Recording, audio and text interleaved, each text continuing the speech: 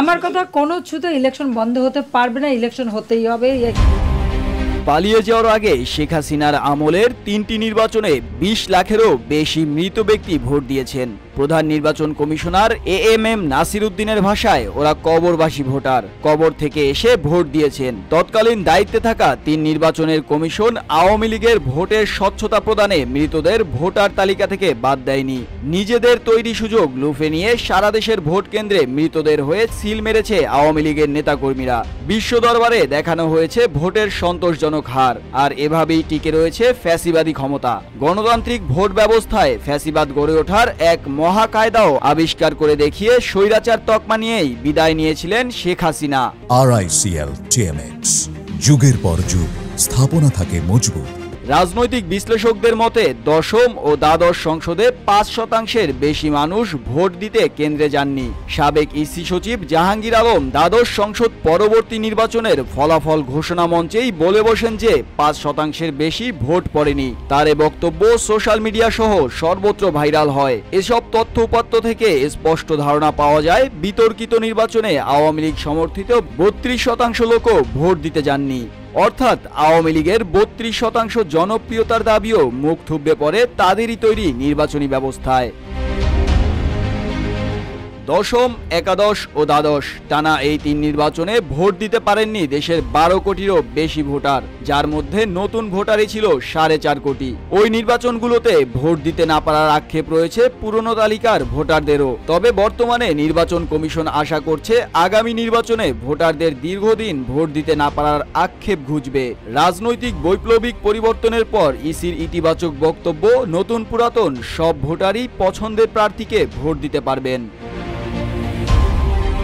অন্যদিকে ওই ৩ নির্বাচনে জীবিত ভোটারদের সরব উপস্থিতিও ছিল কম। তবে মৃত ব্যক্তিদের পক্ষ হয়ে ভোট দিতে সগরম ছিল ফ্যাসিবাদী আওয়ামী লীগের দলীয় নেতাকর্মী ও দোসররা।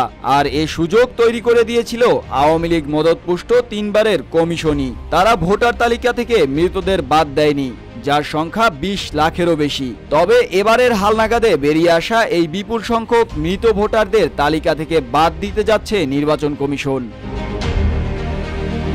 গত ফেব্রুয়ারিতে এক অনুষ্ঠানে সাংবাদিকদের কাছে আক্ষেপ করে প্রধান নির্বাচন কমিশনার এএমএম নাসির উদ্দিন বলেন, মৃত ভোটার আমাদের ধারণার বাইরে ছিল, এর সংখ্যা ২০ লাখেরও বেশি। বর্তমান কমিশন তরুণদের ভোটার করার জন্য দীর্ঘদিন পর বাড়ি বাড়ি গিয়ে হালনাগাদের সিদ্ধান্ত নেয়। এতে নতুনদের পাশাপাশি বাদ পড়া প্রচুর মানুষের সাড়া পেয়েছে।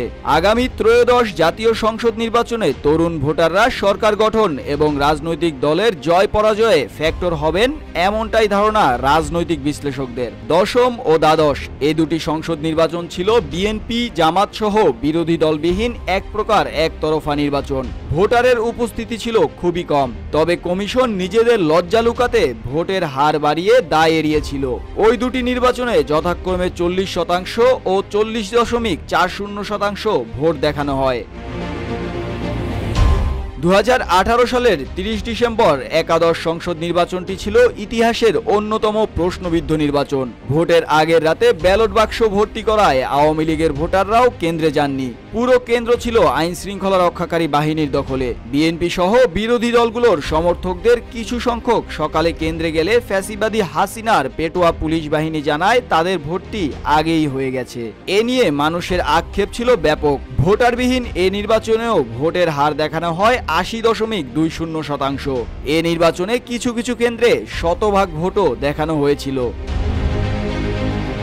টানা ৩টি পাতানো নির্বাচনে ভোটের প্রতি আগ্রহ হারিয়েছে দেশের অধিকাংশ মানুষই। ৫ আগস্টের পরে আবারও স্বপ্ন দেখছে দেশের ভোটাররা। অতীতের হারিয়ে যাওয়া নির্বাচনী আমেজ কিংবা অন্তর্বর্তী সরকারের প্রতিশ্রুতি অনুযায়ী ইতিহাসের সেরা নির্বাচনের আশায় বুক বাঁধছে জনগণ।